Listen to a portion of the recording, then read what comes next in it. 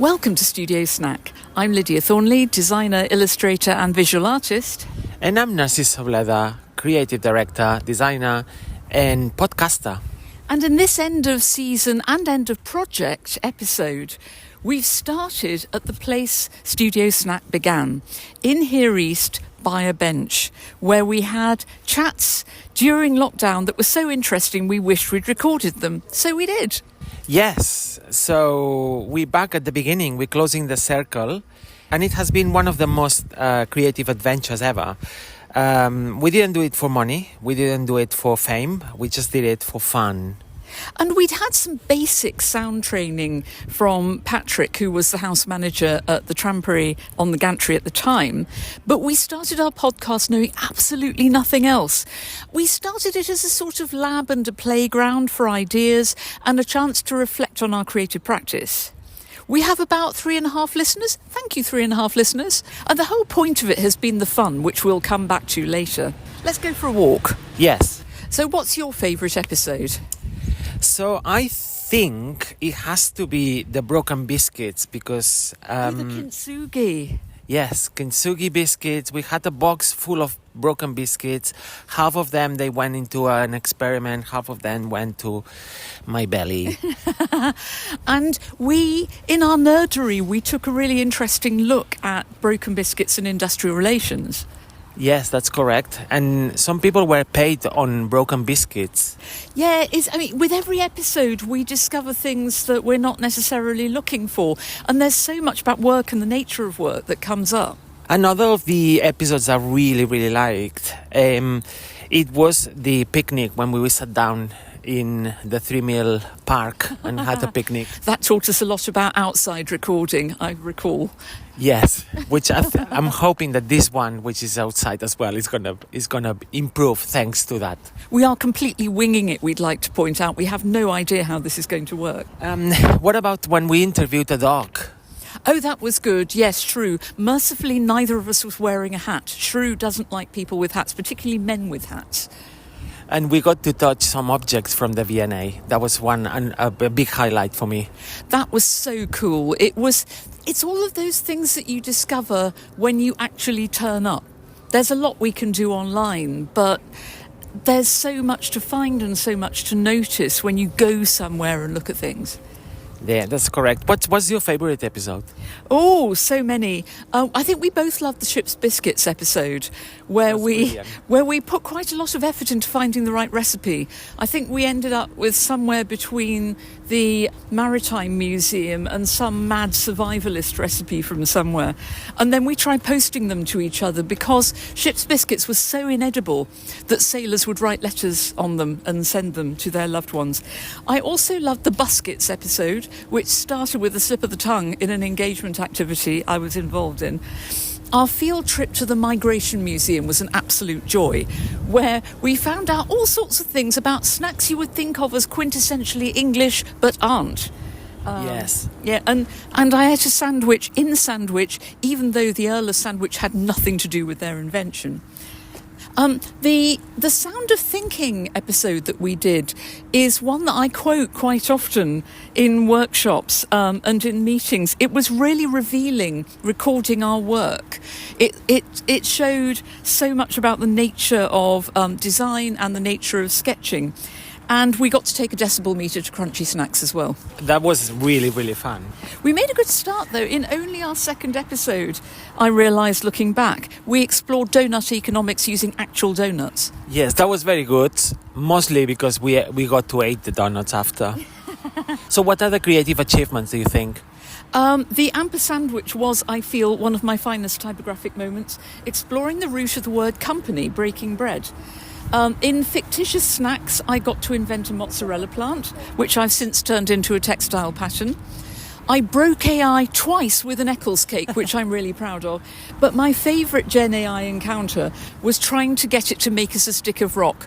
And however much I Americanised it, it just couldn't cope. And in the end, it fell over and gave us an acorn on a stick.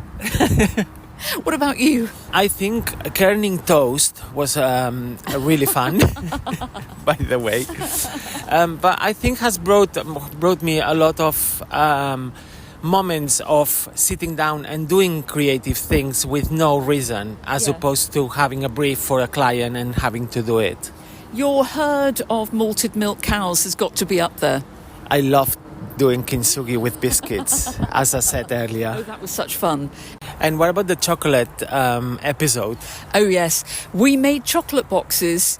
With the regular chocolate, but they were boxes made from chocolate. And just to make life really difficult for myself, I picked up a bar of Tony's Chocolonely, forgetting that it is actually irregular shapes. So it became this kind of wonderful trapezoid thing that I had to produce.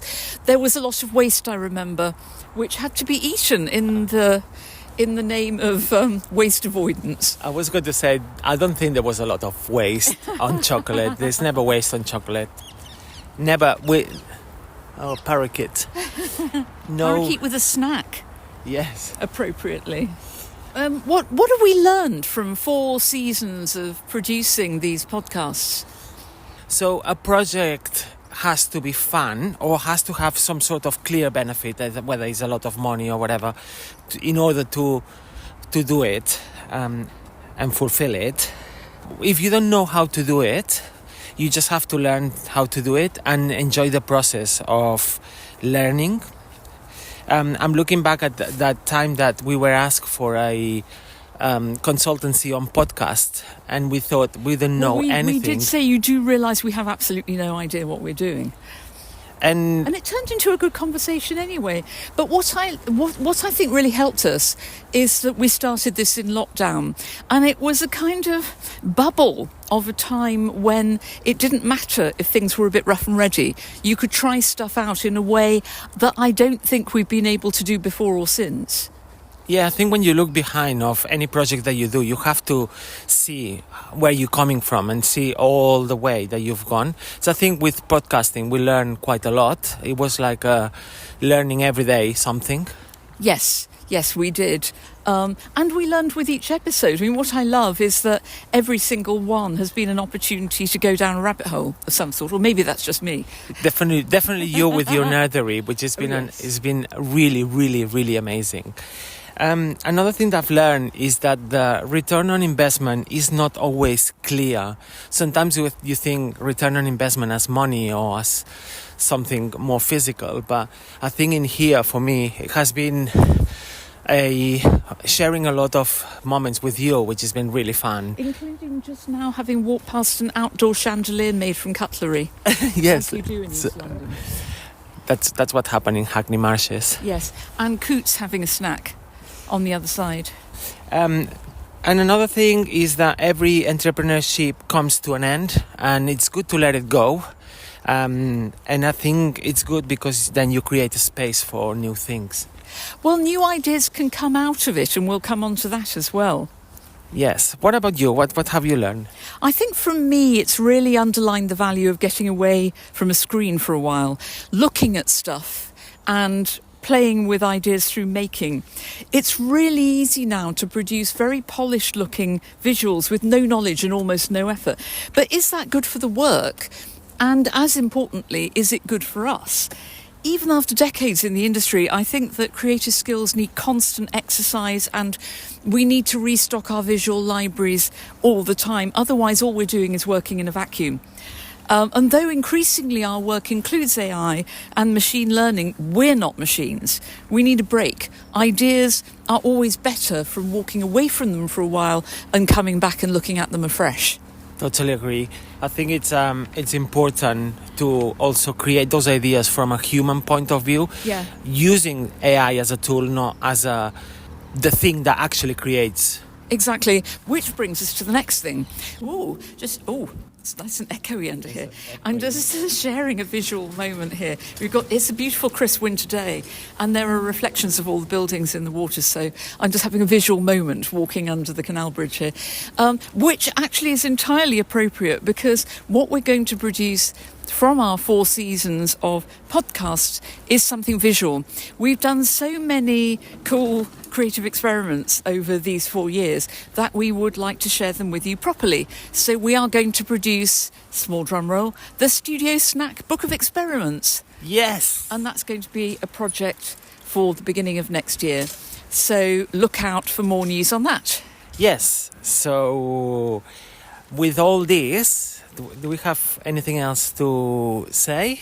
Join us next year to try your own studio snacks.